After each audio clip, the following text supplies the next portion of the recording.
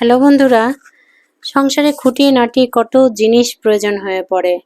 অনেক দিন ধরে একটা জুতার র্যাক কেনা করতেছিলাম, কিন্তু আজকে আসলে আনফরচুনেটলি কিনেই ফেললাম। একটা পছন্দ হয়ে গেল, নিয়ে চলে আসলাম।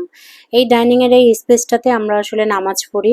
তো এখানে ওপেন একটা র্যাক, জুতার র্যাক আছে যেখান থেকে ধুলাবালি পড়ে। আমাদের কাছে ব্যাপারটি খুব অড লাগতো। তো যার ফলে আসলে আজকে হুট করে চলে গেলাম জুতার র্যাক আনতে, এবং অলরেডি কিন্তু আমরা নিয়ে এসেছি।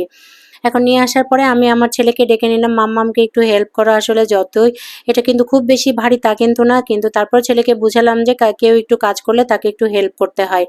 তো জুতার র্যাকটি এখানে সেট করার পরে এইটি কেমন যেন টিকটিক টিকটিক করতেছিল। ছেলেকে বুঝাচ্ছিলাম যে মাম্মাম, জুতার র্যাকটি আনা হয়েছে, তোমার কি খুব পছন্দ হয়েছে? সে তো আমার সাথে খুবই হেল্প করতেছে এবং সে খুব খুশি জুতার র্যাকটি আনার পরে। মানে বাসায় কোনো নতুন জিনিস আনলেই আমার ছেলেটা ভীষণ খুশি হয়। সে আমার সাথে একবার করে দেখছে এবং সে একবার করে তার টিভি দেখতে যাচ্ছে। এখন এখানে মোটা একটি পেপার আমি বিছিয়ে নিব, কারণ জুতার একটি না টিকটিক টিকটিক করতেছে। এটাকে বলে টিকিন দিয়া। আমরা আমাদের ভাষায় বলি টিকিন দিয়া। আপনারা কে কি বলেন এটা একটু আমাকে কমেন্টস করে জানাবেন। এখন এই টিকিন দিয়াটাকে আমি হচ্ছে মোটা পেপারটাকে কেটে এই নিচে দিয়ে দিব, যাতে হচ্ছে এটা নড়াচড়া না করে। এখন আমার ছেলে আমাকে এসে কিছুক্ষণ পরে এসে আমাকে আবার জিজ্ঞেস করতেছে যে, মাম্মি এটাকে এই নিচে কেন আমরা নতুন র্যাক এনেছি, তাহলে কেন এখানে কাপড় দিচ্ছি? এটা তো নতুন, র্যাকটা নষ্ট হয়ে যাবে, পুরাতন পুরাতন দেখা যাবে। মানে ওকে আমি কিছুতেই বুঝাইতে পারলাম না যে এটা নতুনটা তো নতুনই থাকবে, জাস্ট একটু টিকিন দিয়ে নিলাম। আসলে প্রয়োজনীয়তার কিন্তু কোনো শেষ নাই। যতই আমরা সংসার নতুন হোক বা পুরাতন হোক, একটার পর একটা জিনিস না লাগতেই থাকে। প্রয়োজনীয়তা বলে একটা ব্যাপার আছে সংসারে, একটার পর একটা জিনিস লাগতেই থাকে। তো আমাদের যেমন পুরাতন র্যাকটা একটু ধুলাবালি পরে দেখে আমরা একটু ইনটেক একটা র্যাক আনলাম, যেখান থেকে ধুলাবালি আর বের হবে না। এখানে মোট 16টা জুতা রাখা যাবে। তো আমাদের এত বেশি জুতা না রাখলেও চলবে। এখন এটাকে আমি পেপার বিছিয়ে নিব, যেহেতু নতুন জুতা মুছে টুছে পরিষ্কার করে রেখেছি। এখন প্রত্যেকটা র্যাকে একটা 4টা করে জুতা রাখা যাবে, সরি 4 জোড়া করে জুতা রাখা যাবে।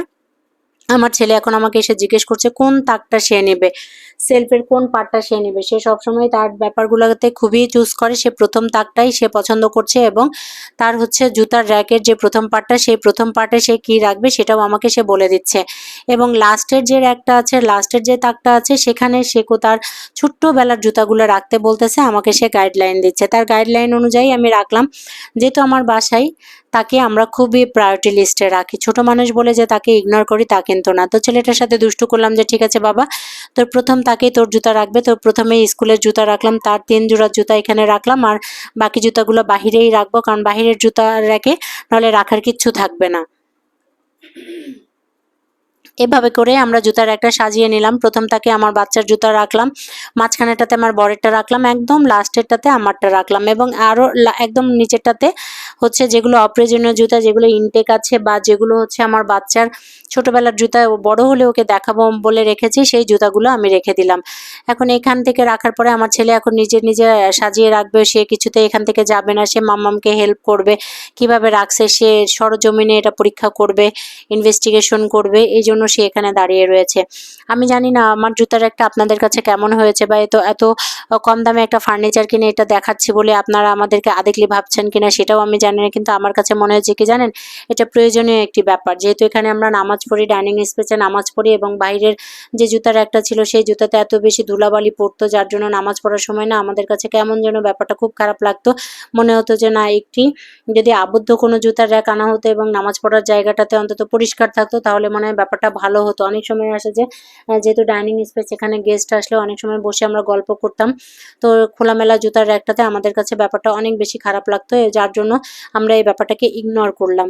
তো অবশেষে মানে আনি করে আনা হতো না, এত বেশি ব্যস্ততা থাকতো, এত বেশি শরীর খারাপ থাকতো, সব কিছু মিলায়ে আর আনা হতো না। তো হুট করে কি কাজে যেন জয়দেবপুর গেলাম, জয়দেবপুর গিয়ে আমরা এটা নিয়ে চলে আসলাম। এখন এই বক্সেরগুলা হচ্ছে সবগুলা আমাদের ব্যবহার করার অনুপযোগী, মানে নতুনই আছে কিন্তু ব্যবহার করা হয় না, এবং প্রত্যেকটা আমার বাচ্চার জুতা।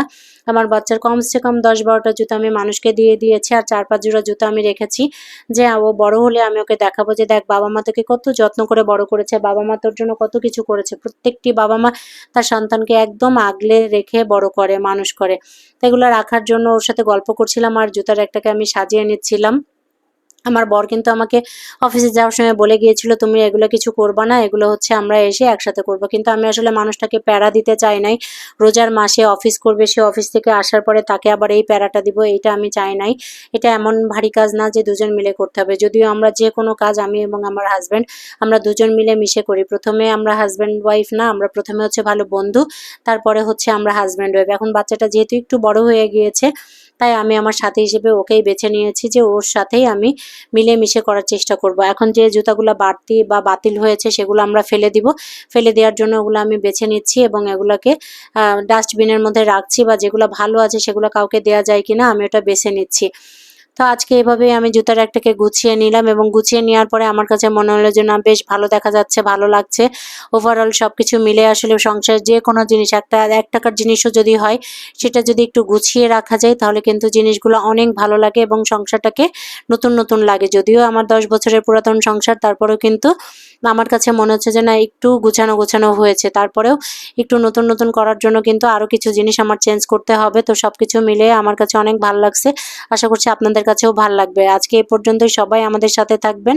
আর অবশ্যই ফেসবুক থেকে দেখলে ফলো দিয়ে রাখবেন, ইউটিউব থেকে দেখলে সাবস্ক্রাইব করবেন। আর যারা এতক্ষণ ধৈর্য সহকারে আমার ভিডিওটি দেখলেন, তাদেরকে অসংখ্য অসংখ্য ধন্যবাদ, এবং আমাদেরকে এগিয়ে চলার জন্য সাহায্য করবেন। আপনারাও আপনাদের বাসার কিছু কিছু জিনিস এভাবে গুছগাছ করে নেবেন, অবশ্যই দেখবেন যে আপনাদের ভালো লাগবে। Thank you for watching.